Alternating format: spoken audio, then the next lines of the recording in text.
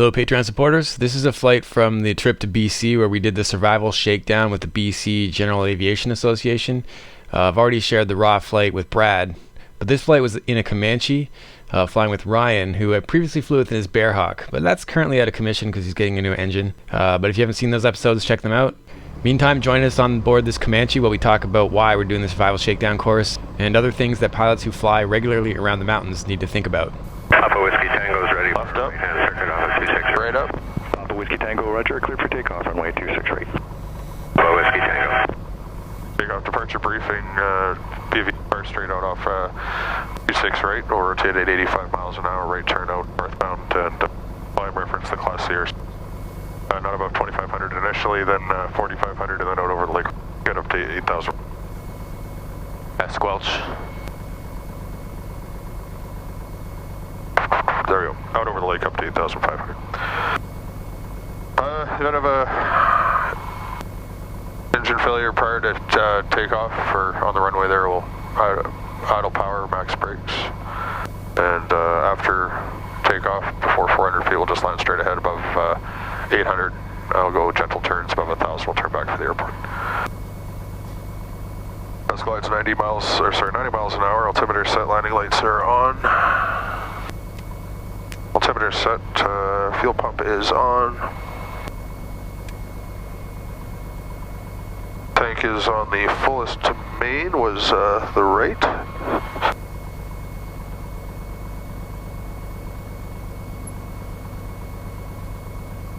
Trim set neutral, heading indicator 56 right. 140. One correction clear to land. Heading bug is set for the runway. Flaps not required. Run-up's complete, runway. Roger, and actually clear to stop and go to 26 right. Alt, pitot heat's not required, mixture is rich, time off, we'll record. Checklist complete.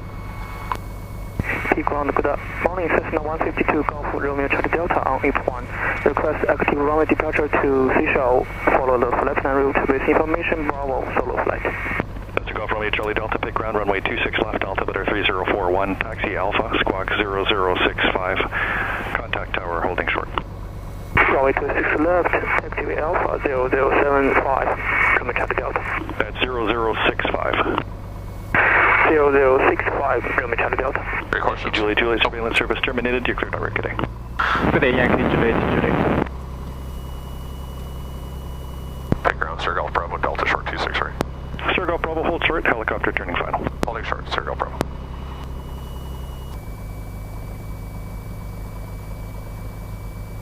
Big turbulence from that thing, eh? Yeah, a little bit. Sir Golf Bravo, line up runway 26 right, caution for turbulence. Line up runway 26 right, Sir Golf Bravo, I'd like to wait a few minutes. Yeah, no problem. Papa Whiskey Tango will be holding here for a moment or two. We'll give you a call. Okay, Papa Whiskey Tango, I'll need you off the runway then. I can't tell where you are there. And you want to just move over to Foxtrot for now? Foxtrot is the taxiway to my right or just to the north end here? That's correct, just off your right side there. Okay, we'll be, we're overheaded now. Roger, I'll be one departing behind you momentarily here. A super light wind, his wake is going to be just very slowly going that way. Bravo, that one's off. Now when he's hovering, what does his wake do? You can wait as long as you like there. Caution turbulence, cleared for takeoff, runway 26 right. If we take off 26 right, Sir Golf Bravo, we'll just give it another 20 seconds. No problem. It's all blown that way, but it's better safe than sorry. For sure. And it's not my airplane. With a hovering helicopter, what do the wakes do? I don't know. Terminated. Yeah, I'd imagine it probably just like hits the ground and I'm not a helicopter guy. Anything I say is pure speculation. I'll ask Brad that, because that's something I'm curious about.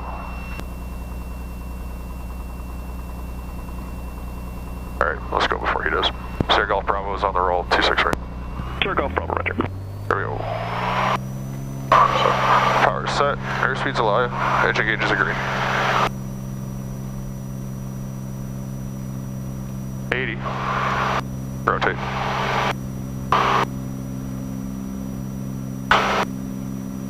Positive rate, gear up.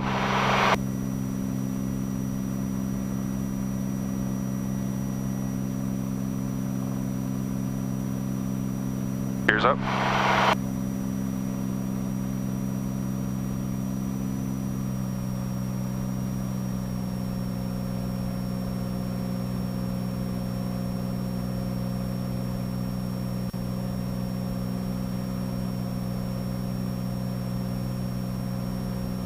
feet in the right turn.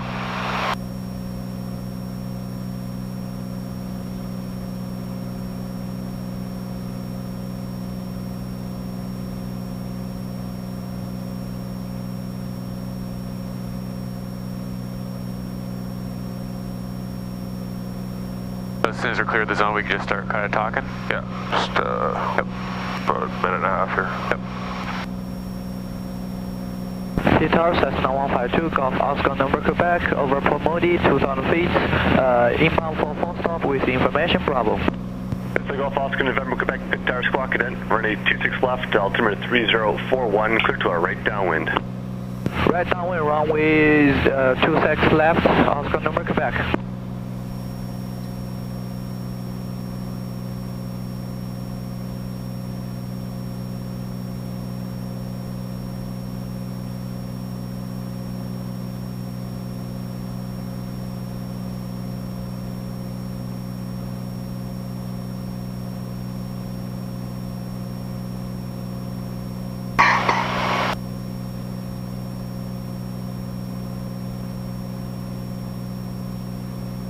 Nice airplane, eh?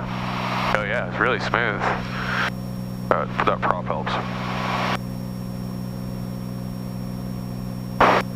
So better if I follow up this side, so it's kind of going that way? Yeah, I mean that shot is kind of looking that way, but again, like I can DSLR out this side as much as possible if we talk about anything specific. Tower, room Charlie Delta, ready on. Yeah, it'll be pretty nice. Charlie Delta, flight plan's open. Maintain runway heading on departure. I'll call the crosswind turn. Clear takeoff for 826 left. How high do you want to go? Manual heading. I don't think we need to go too high. Whatever you're comfortable with. I think the lowest you're comfortable with. Okay, For the sake of the scenery. Enter system, clear route. Sorry, Golf Bravo, thanks, hit it.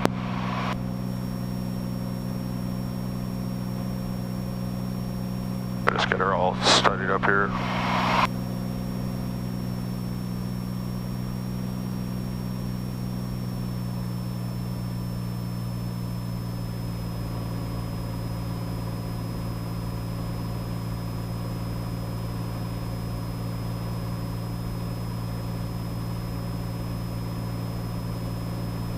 Autopilot's on. Pit Lake traffic, it's Comanche Golf Sierra Golf Bravo, south end of Pit Lake, and we're just going to be working the west side of Pit Lake northbound, 2,300 Pit Lake traffic. I'll omit the any conflicting, please advise. Practice area, Cherokee Foster Golf Mike X-ray 3,000 feet over the fields, airwork. Is that by Pit Lake? That's affirmative, where are you? We're just over the river west of the fields, and we're northbound up the lake on the west side. 2,300. Okay, Golf Mike X-ray will remain about 3,000. We do not have you inside. Roger. Where is she? Somewhere over those fields at 3,000 feet. Alright, well, I'll keep looking. Yeah. Alright, we're good, whatever you want to do. Okay, so I guess let's just go over what are we doing this weekend, to just describe what the course is and why we're doing it. Sure. Yeah, so this weekend we're going to do the survival shakedown in Kelowna, and what kind of brought the course on was last summer there was an aircraft that had to make a forced landing on a glacier up near Pemberton, and there's 3 guys on board, and they're all wearing shorts, t-shirts, flip-flops, no flight plan or ELT, and they ended up there for the night, and were found the next day, luckily, because snowmobilers happened to be out there the night before and saw an airplane, took a picture, actually sent it to Brandon, who he flew with on the gravel bar, when we did gravel bar flying there. Brandon got the picture, took his buddy, went and found these guys, and took search and rescue to pick them up. They had actually left the wreck and started hiking down the mountain, figuring they could get to a highway, which they're 25 miles from. When I found them, they were cold, wet, hungry, yeah, so a couple of our members said, hey, maybe we could do like a classroom thing on survival, and I thought, well, we could do better, actually go use the kits. So we did the first survival shakedown last year, and the whole point is it's not to be all, you know, hardcore survival pro, but it's because a lot of us carry survival kits in our airplanes, and a lot of people have never opened them. and they're not familiar with the contents or how to use them, or even what works and what doesn't. The Transport Canada list for survival kits is super minimal, so the survival exercise is a really good opportunity for people to bust open their kits and put it to use and figure out what works for them and what they wish they had. Yeah, that's awesome, man. So, and this is the kind of terrain that you guys are flying over pretty quickly after leaving your local airport. Yeah, we've been airborne for 6 minutes. Yeah. And I mean, if we had to put down here, I mean, we'd probably be a while till we were found. Shakedown Cessna 172 confirmed capability overshooting from Valley Farm Field up to 1,000 feet for another precautionary landing. Yeah, it doesn't take much to get into some pretty sticky terrain out here.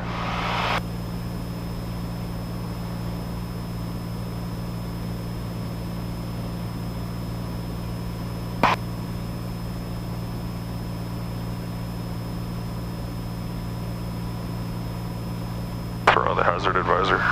Yeah. Take a screenshot of that. No, it's really cool. Like if you look here, we're heading up this valley, right? And it shows we can't make it through. But if we start a slow, if we start a slow climb here, we can see it change, and we can see that we can actually make it around these hills on our right-hand side. At this altitude, this is a box canyon, right? Yep.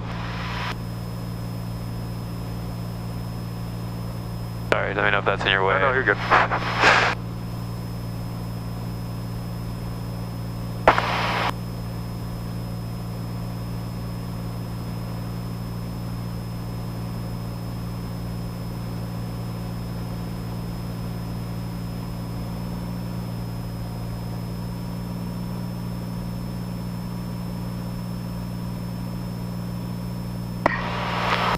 So this is the lake where he filmed that the figure skating thing. Right. 1 mile east of Patsy Island, 1,200 feet, heading westbound.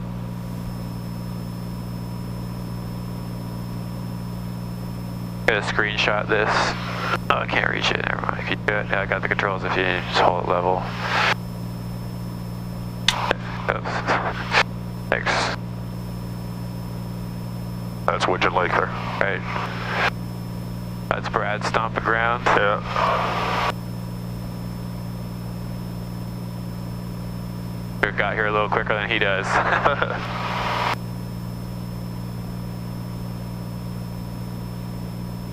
Yeah, so I mean, this mountain flying for a lot of people out here is second nature. It's kind of how they train. For me, I grew up, learning to fly on the coast here. Mountains have never been really something I love doing. It's sometimes, a necessary evil of getting to where you want to go around here. But you got to treat it with respect because it's something that will bite you hard and fast.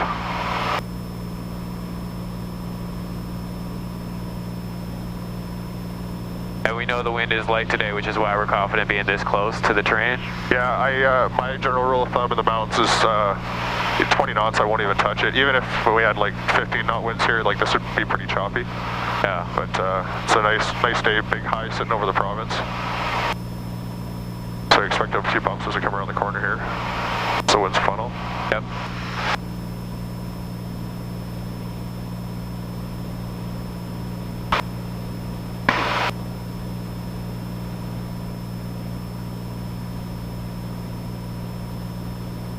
Freaking beautiful though, man. This is your backyard. Yeah, we've been in the air for 10 minutes here.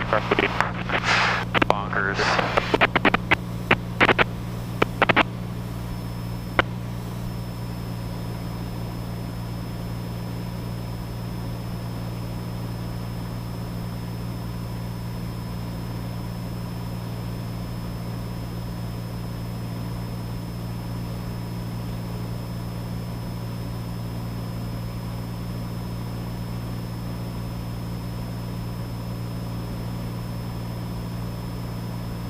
Yeah, so looking here again, I mean, you can look straight ahead there, and this is the cool thing about hazard advisors, we can see that's probably not a great place to be going. Horizon terrain ahead. Yep. So I'm going to turn away from that.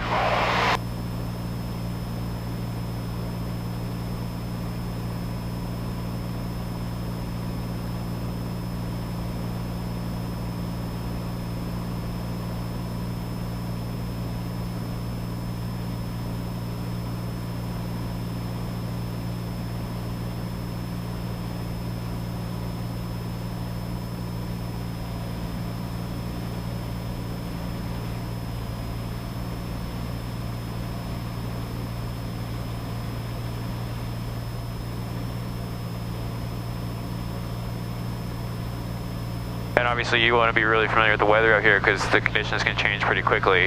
Yeah, I mean, there's we got weather at the local airports, but I mean, local airports weather only covers a few miles around the field. So, you know, we've got the venerable GFA, which everyone likes. So it's the synoptic weather that's issued for 3 time periods throughout the day.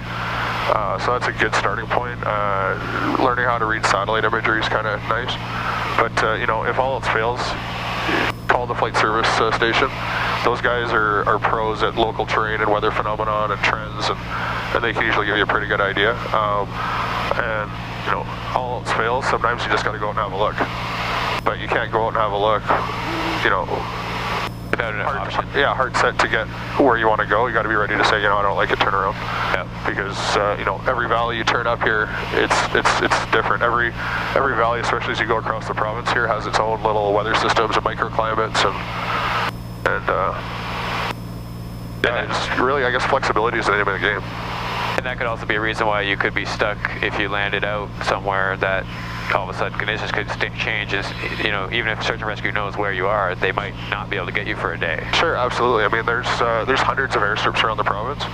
A survival situation might not be a crash landing in the bush, right? It might be you're flying and the weather deteriorates a little bit, and you decide you see a strip, you decide you need to put it down and spend the night. Yep. So that's the difference between if you're prepared or you're spending the night. If you're not prepared, you're surviving. Right. There's a very fine line between the two, and they don't have to be different.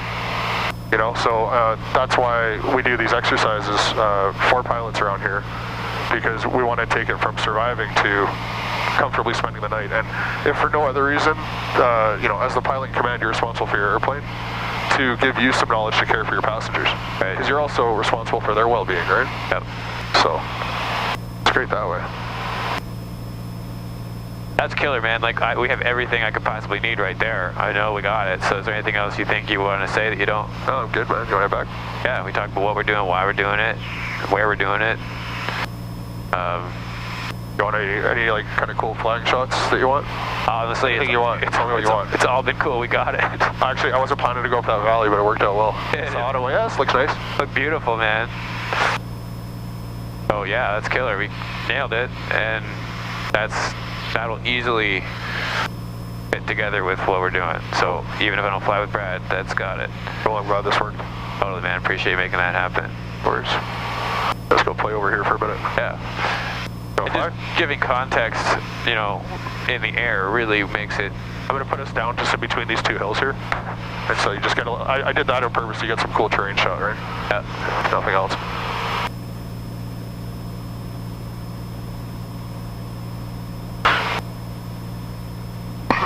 Yeah. Switch tanks here. Left main.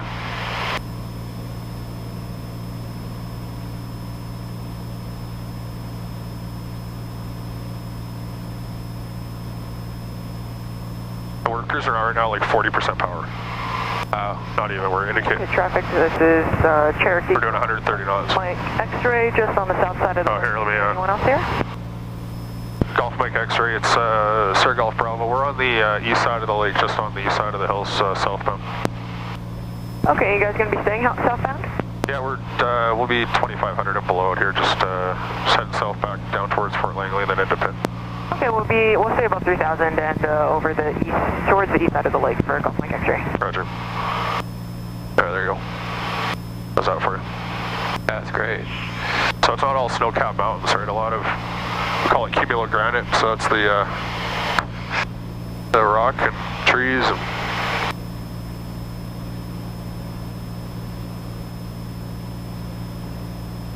and like this illusion we got out the front here, like this is slowly rising terrain, right? Yeah.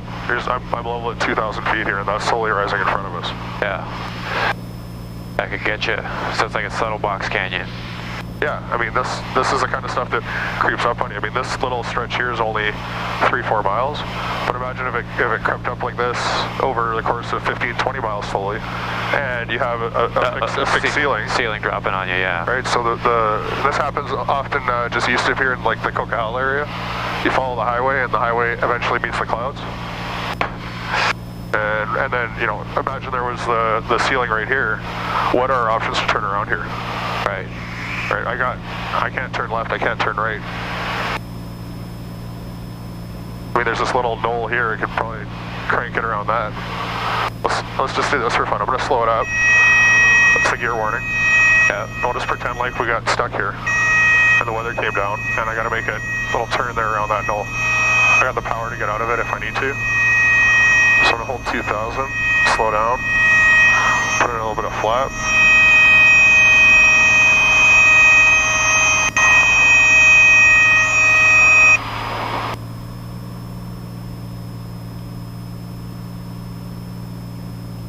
Oh, that's nasty there actually. It didn't even look that high when we came around. Like, even on a nice day, this is kind of... Alright, we gotta watch our, like, load factor there in the bank. Yep, keep it coordinated. I'm slow, keeping it coordinated. I'm gonna throw in a little bit more flap here. There, that helped us kick around the corner. Alright, traffic license now. You feel that? Yep. Overshooting north. Still at 2,000 feet, 2,100 feet. And then there's our exit back out the valley. Yeah, but you really got to know what you're doing to pull that off. And then we'll ring the flaps. We'll clean up the flaps again. And accelerate. So, you know, and that's a really important skill to get to know around here. Being able to turn around, like that was a pretty tight space. That was about the minimum radius you'd want to try that at, right? And this is a fast airplane, right? We're in a single Comanche. I probably could have slowed it down a bit tighter, but you know, yeah, you gotta know your airplane. In a STOL bush plane, you really crank it around a little bit tighter. In a 172, you could crank it around a bit tighter, but people aren't just flying around in the mountains in STOL bush planes at 172s. That's right. So really, the name of the game is always having it out.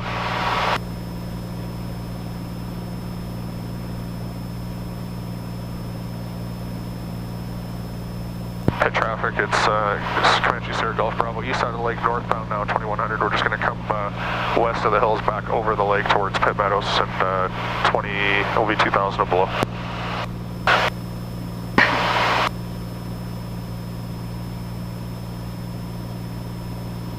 You know, there's a lot of great mountain flying books out there, and you know, in a pinch, if you're coming from the east west here, the best you can do is read a mountain flying book, read it.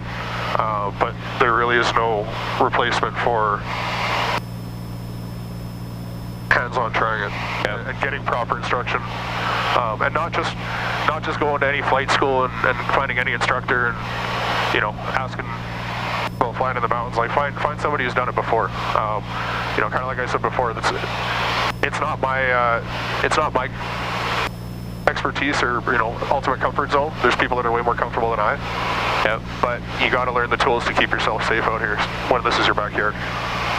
Totally. This is also stuff that I can fit into that Copa thing, I think. Like, I figured. I'm tempted to cut that into our talk. Is there anything you know you're going to say while we're sitting around that you can say now? No, man. That was it, kind of thing? Pretty much. Yeah, that's sweet. That's the gist of it, right? And then there's civilization again. Pit Lake traffic, it's Sierra Golf Bravo, about 3 miles north of the gravel pit, south end of Pit Lake, 1,700 southbound Pit Meadows. Practice area, Cherokee Foxtrot Golf Mike X-ray on the over mid-lake, 3,300 feet northbound airwork. Roger. Cool. Yeah, sweet, man. That was solid. Awesome. I knew you'd deliver. Couldn't ask for a better day for it. Yeah, right? Yeah, you wouldn't want to try that in windy conditions or no, man. I'm 500 scattered, altimeter 30. Sorry, one second. IFR approach, RNAV Zulu runway 08 right, circling runway 26 left. Landings and departures runway 26 left and 26 right. This airplane's so smooth. On initial contact, you have information, Charlie. Charlie. This is Pit Meadows Airport information, Charlie. I'm honestly, when it comes to the mountains, I'm a big weather whip. Like, it needs to be nice for me to go. Because for me, like, flying's supposed to be fun. I had enough years when I was doing it as a living where I had to get a load or had to get people places. But, you know, general aviation's supposed to be fun. And if I'm getting tossed around in the hills, that's not fun. Why even put yourself there? You know? That's hands-off flying, no autopilot right now. It's just smooth. This airplane's nice too, like in conditions where I would be getting tossed in my airplane, this thing's just like a rock. Yeah. How heavy is it? Loaded, it's I think 3,100 pounds. Your airplane is what, like 2,400 or something? I go up to 27. Okay. At Tower, it's Comanche Golf, Sierra Golf Bravo. Golf Sierra Golf Bravo, start. Hey, just over the gravel pits by Swanee, set 1,700 with Charlie, about full stop. We need to go to apron 1, fuel pumps. Sierra Golf Bravo, roger, 1-8 available, wind blade and variable, altimeter 3040 or 26 left, your choice. Okay, we'll take 1-8 straight in, thanks, Sierra Golf Bravo. Sierra Golf Bravo, roger, number 1. Roger. Sweet. So that's where we live, right there up on the hill there. Yeah, beautiful. You can see downtown Vancouver over there already, like where we did the tour. Vancouver Island already over there. So Kelowna's basically due that way. Okay. I'm gonna start slowly reducing the power here to be nice to his engine.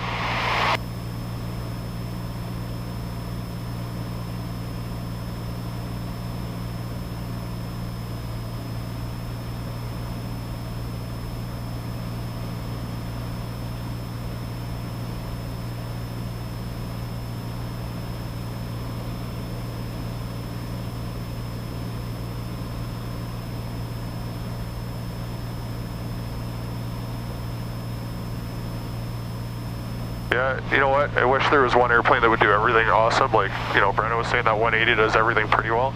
Yep. You know, I love my off-strip flying on my airplane, but I love that I could we go do that loop to the top of Pitt Lake and back in 20 minutes and, you know, ground at 140 something knots. So, that's why I see you don't commit to any one airplane. You like to do all different types, eh? That's right. I don't know what I would buy. I think I'd need 4. A turbojet Chipmunk. Yeah, that'd be interesting.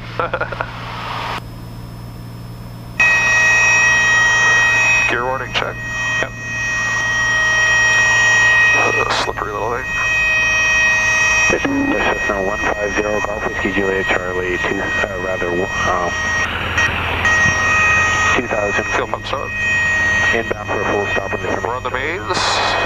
Golf Whiskey Juliet Charlie, down, squawk it in, ready 26. Gear selected down, in transit. Clear straight in, what's the hammer mill? Whiskey Juliet Charlie. Sierra Golf Bravo, wind 2. Gears down, agreed. Clear to land, ready 1-8. Go to line 1-8, Sierra Golf Bravo, thanks. Whiskey Juliet Charlie, identified traffic at 1 o'clock and 2.5 miles eastbound helicopter, same altitude 2000. Descend to circuit altitude to wind safely able. Whiskey Juliet Charlie. Air 1 Tower identified still in traffic 2 o'clock, 2 miles westbound, Cessna 1900 descending for the airport. Okay, Air 1 is looking for the traffic. We're going to be working this area. We'll keep her at between 1.5 and 2. Air 1 check marks and suggest 2 for now until you have the Cessna in sight. That was at 3 o'clock in 2 miles. How about some flaps? Looking for the traffic and visual for Air 1. Air 1, roger, thanks. Pitt Tower, Whiskey Juliet Charlie, Harmon site. Whiskey Juliet Charlie, Tower check, thanks. Number 1, ready 26 left. Whiskey Juliet Charlie.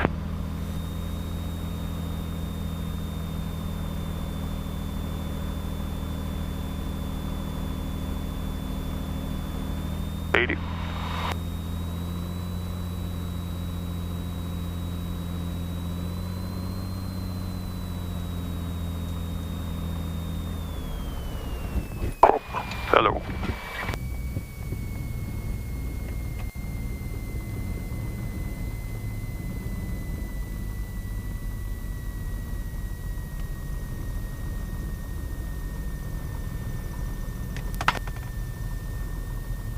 Very good, man. That was some really good energy management, bringing it down from that kind of speed straight in. Thanks.